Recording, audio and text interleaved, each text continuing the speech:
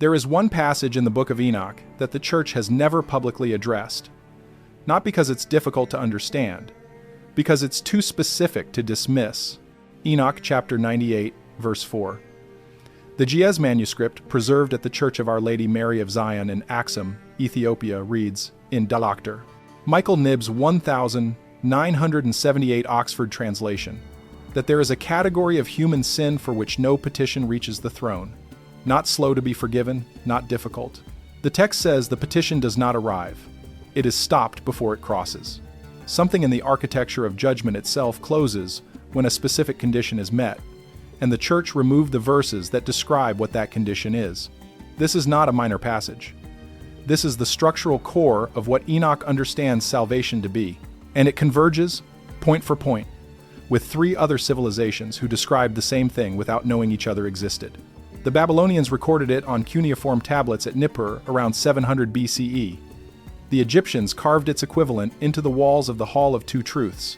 The Dead Sea Scrolls at Qumran contain an Aramaic fragment, catalog 4Q 204, that preserves 14 lines from Enoch's discussion of the condition itself. All four sources describe a disqualifying act. All four describe what follows it, and none of them put it where the church placed it. You have been told that salvation can be lost through many things and recovered through repentance.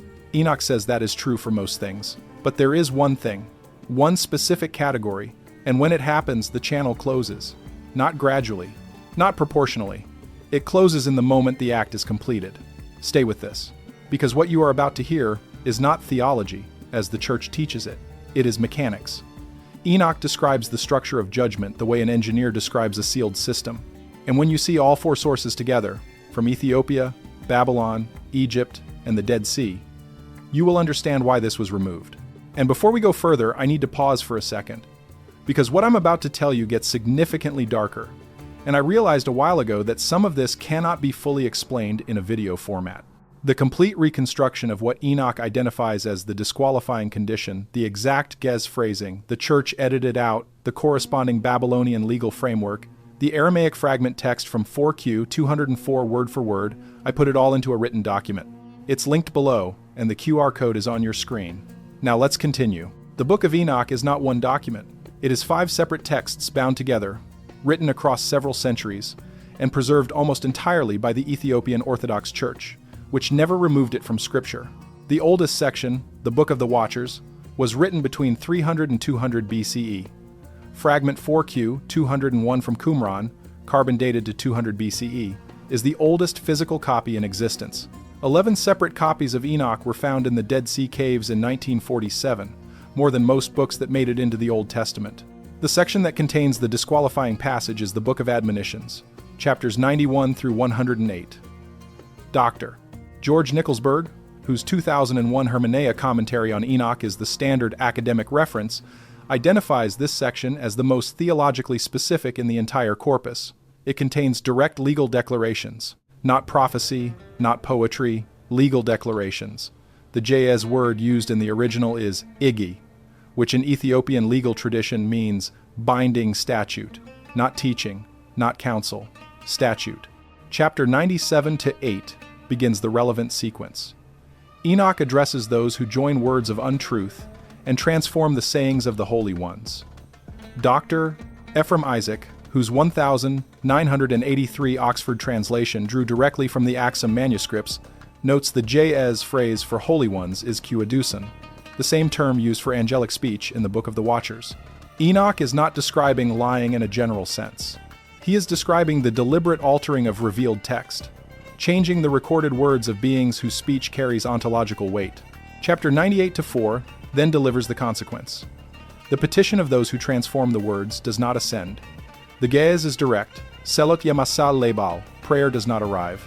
The verb is mase'al, to reach, to arrive at a destination. The negative construction means the prayer lacks the property of arrival. It is not that God refuses to hear it.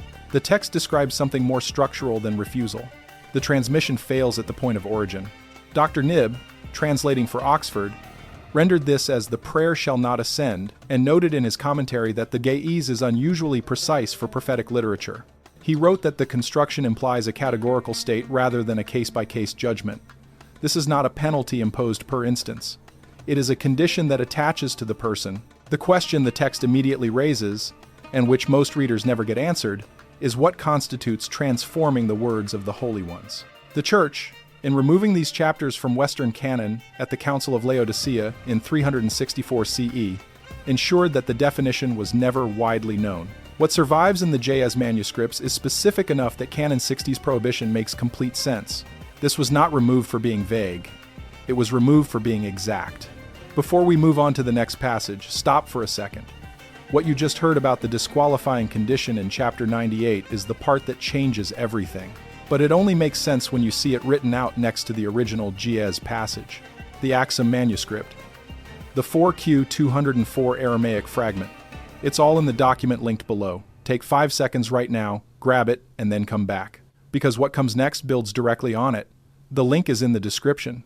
QR code is on your screen. The definition comes from chapter 104 to 10 through 104 to 11.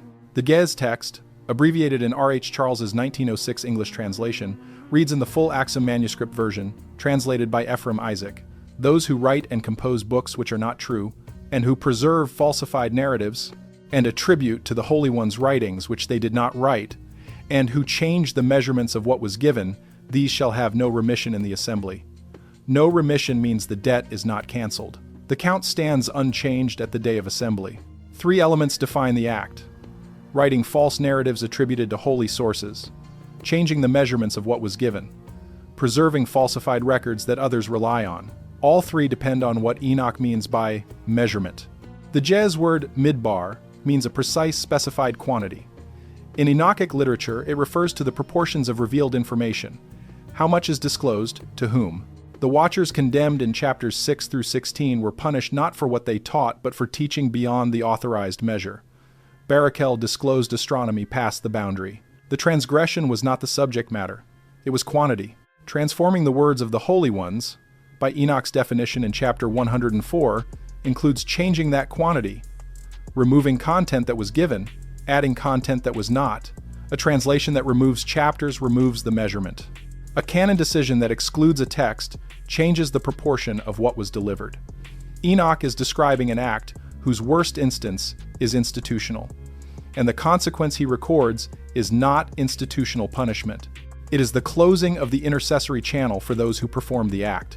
Now this is where Babylon enters the record. At the British Museum, in the cuneiform collection from the Nippur excavations, there is a tablet catalogued as CBS 1545. It belongs to the Shurpu series, a Babylonian incantation series concerned with the lifting of sin. Professor Erica Reiner, whose 1958 critical edition of Shurpu remains the standard reference, identified Tablet 2 as a catalog of sins the purification ritual can address. Tablet 3 catalogs the exceptions. The categories in Tablet 3 of Shurpu are not what Western readers expect. Not murder, adultery, or theft. The most severe category is the alteration of a divine inscription. The Akkadian term is Mubalit Tupi-Ili, he who changes the tablet of God, a precise legal category for altering a text that carries divine authorization. Lambert, in his 1960 Babylonian wisdom literature, noted the Shurpu incantation for this category ends without a resolution formula. Every other sin category closes with a statement about how the offense can be lifted. The divine inscription category has none. The Babylonian legal framework is structurally identical to Enoch, though the terms differ. Where Enoch says the petition does not arrive, Shurpu Tablet 3 says the offering does not reach the gods. The Akkadian verb is kasaru, to reach a fixed point. The negative means the offering lacks the property of binding. The smoke rises. It does not connect. The ritual is performed. It does not function. 2 traditions, separated by geography and language, arriving at the same architectural description of how the intercession system stops working. What the Babylonian parallel adds to Enoch's account is the question of reversal.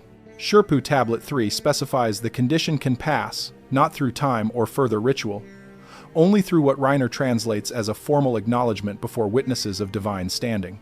The Babylonian record says the closing cannot be undone by private petition. It requires a public witness event of a specific kind. Without that event, the channel remains closed through the judgment. Enoch says something close to this in chapter 97-5. Those who alter the words will cry out in the day of judgment and find no one to speak for them. Standard translations render this as having no one to help. But the Jez word is Ezra, meaning testimony on behalf of, not general assistance. They will have no witness. Their case will be heard without an advocate. In a legal system where judgment is determined by testimony, having no witness is not a disadvantage. It is the absence of a case. This brings Egypt into the picture. The Hall of Two Truths, in Egyptian funerary theology, documented in the Papyrus of Ani and the Book of the Dead texts in the Cairo Museum, describes the weighing of the heart before Osiris and 42 assessor gods. The deceased makes the negative confession, 42 declarations of what they did not do in life. The heart is weighed against the feather of Ma'at. If heavier, Ammit consumes it. No afterlife, not punishment, erasure. Dr. Jan Assmann and other Egyptologists have noted that certain declarations in the negative confession address categories for which no purification ritual exists. The declaration before Thoth, the god of writing and divine record, concerns the falsification of sacred words. In the extended version from the Papyrus of Nu, the deceased must declare, "I have not removed the words from the sealed register." Dr. Eric Hornung, in his 1999 work, The Ancient Egyptian Books of the Afterlife, noted that Thoth in the Hall of Two Truths functions not as a judge but as a recorder. His role is to document what the scales show. A false statement before Thoth is functionally impossible. Thoth already knows. The declaration is not information gathering. It is confirmation of an existing record. If the person falsified written sacred content during life, that information is already in Thoth's record. The moment before him is when that record becomes binding. The Egyptian system does not describe a channel that closes. It describes a scale that records permanently. The architecture is different from Enoch's petition system and from Babylon's offering mechanism, but the outcome is identical. A specific act involving the written sacred record creates a condition in the judgment that no ritual performed before death can address. Now look at what Qumran adds. Fragment 4, Q 204 from the Dead Sea Scrolls at the Israel Museum contains Aramaic text from Enoch chapters 98 and 104. Dr. Jonas Greenfield and Michael Stone, who published the Editio Princeps in their 1979 paper in the Revue de Qumran, noted that the Aramaic contains a phrase not present in the Ge'ez manuscripts. After the list of those who falsify divine records, the Aramaic adds, Wila ithei lihon holak bi, alma de ate. There is no portion for them in the world to come. The Ge'ez says no remission in the assembly. The Aramaic says no portion in the world to come. Two manuscript traditions, one in Ethiopia, one at Qumran, describing the same disqualifying condition in different legal vocabularies, arriving at the same structural conclusion. The channel does not open. The judgment does not grant a share. The Aramaic phrase, ithai lehon holak, to have a portion, appears in Daniel and Targum literature as the legal language of receiving one's allocated share of the resurrection. Having a portion in the world to come is not abstract salvation language. It is an inheritance allocation.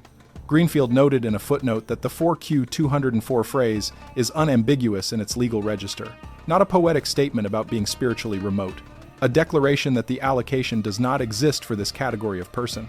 The Church knew this passage.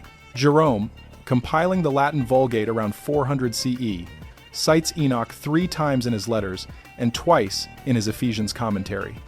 He never cites chapters 97 through 108. Augustine concluded Enoch could not be reliably authenticated and should not form doctrinal teaching.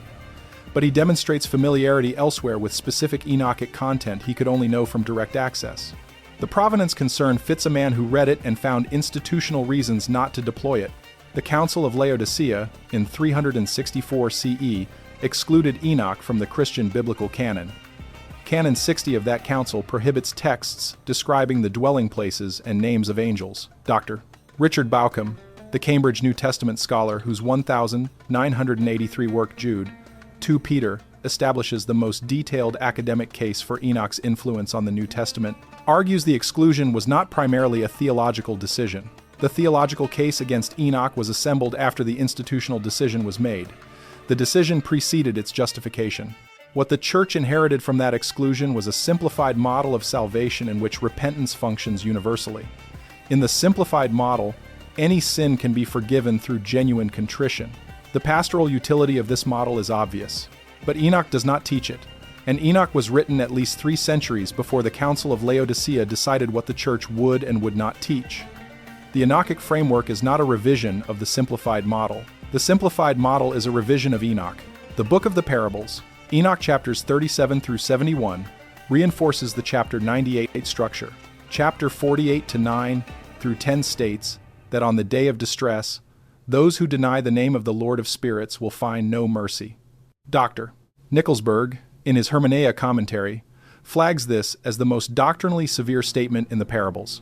Enoch does not hedge it, does not qualify it, and places it within the section describing the final judgment as already fixed in the heavenly books before the judgment day arrives. The heavenly books in Enoch are not metaphorical. Chapter 89 to 71 through 73 describes Enoch watching an angelic scribe record events in real time in a book that is then sealed. Chapter 104 to 7 states that what has been written cannot be changed. This is not a poetic gesture toward omniscience. It is a structural claim. What is written is written. Enoch does not describe a God who recalculates at death. He describes a system where the ledger reflects a state established during life and sealed at death. The Babylonian parallel from Shirpu makes the same claim. The offense of Mubalit Tupi-Ili, changing the divine tablet, creates an irremissible entry. The series is structured around the principle that most entries can be cleared through proper ritual. The divine inscription category cannot be cleared because, in Babylonian legal theology, an authorized divine text is itself the mechanism of clearing. To corrupt the mechanism is to remove the only available tool for remediation. This is the architectural logic that runs through all four sources. Egypt places it in the unalterable record before Thoth. Babylon places it in the broken ritual mechanism. Enoch places it in the closed petition channel and the empty portion in the world to come.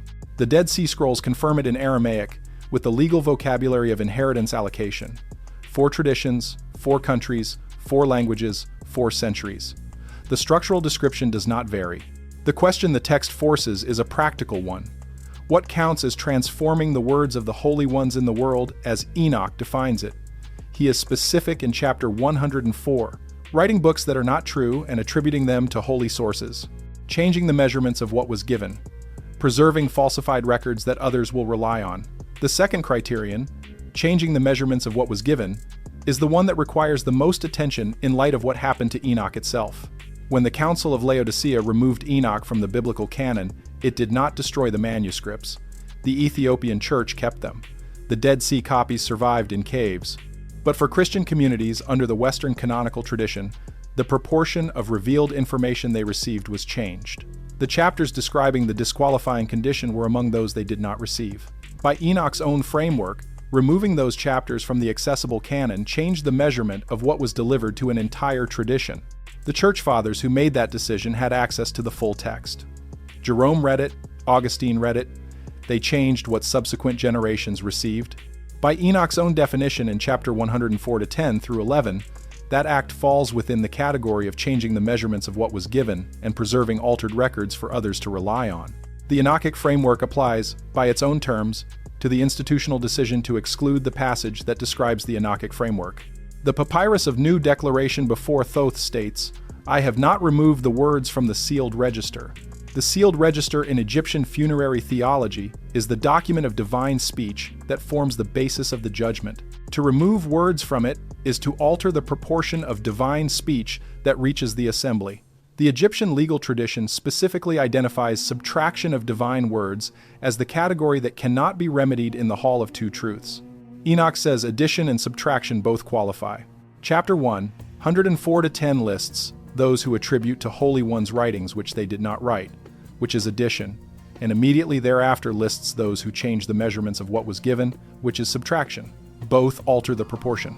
Both create the closed channel.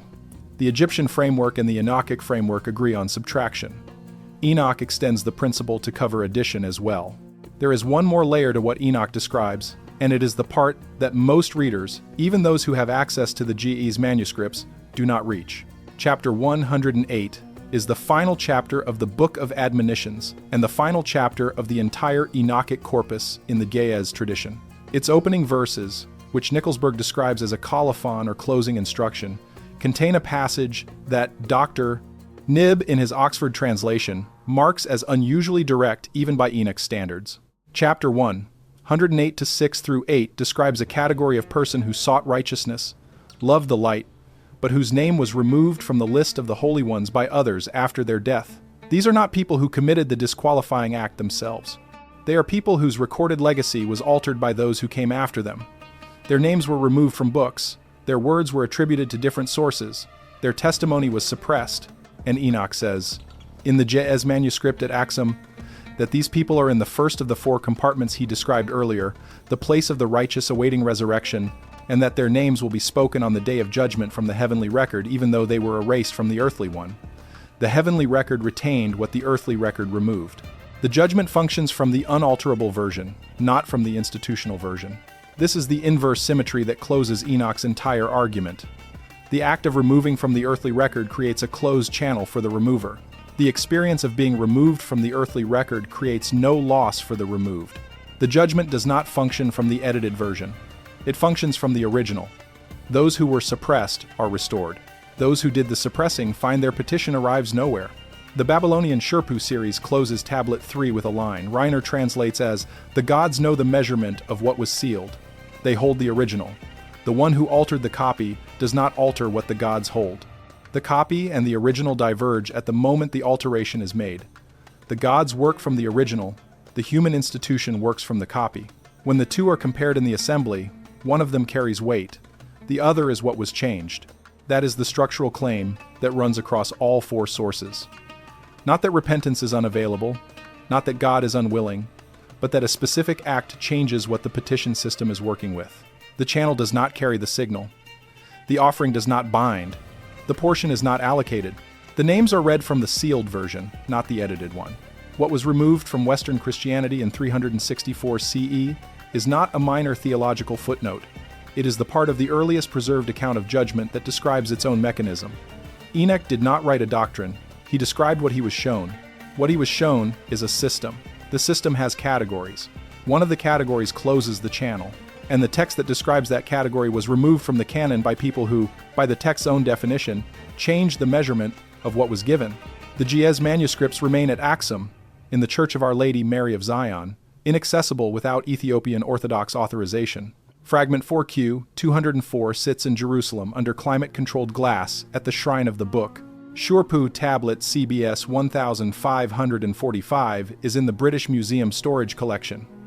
Accessible to credentialed researchers, the Papyrus of Nu with the extended negative confession is in the British Museum's Egyptian collection, displayed in room 62.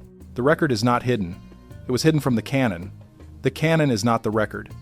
They diverged in 364 CE, and what the canon removed, the Ge'ez tradition, the Aramaic fragments at Qumran, the cuneiform tablets at Nippur, and the papyrus scrolls in Egyptian tombs have been holding in parallel this entire time.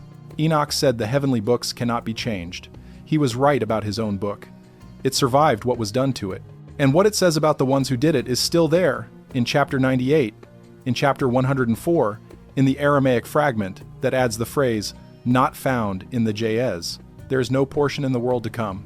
Not as a declaration of punishment, as a description of a state that was chosen, act by act, with full knowledge of what the texts contained, by people who read them and decided others should not. What you do with that is yours to determine. But you have now read what they read and chose to remove.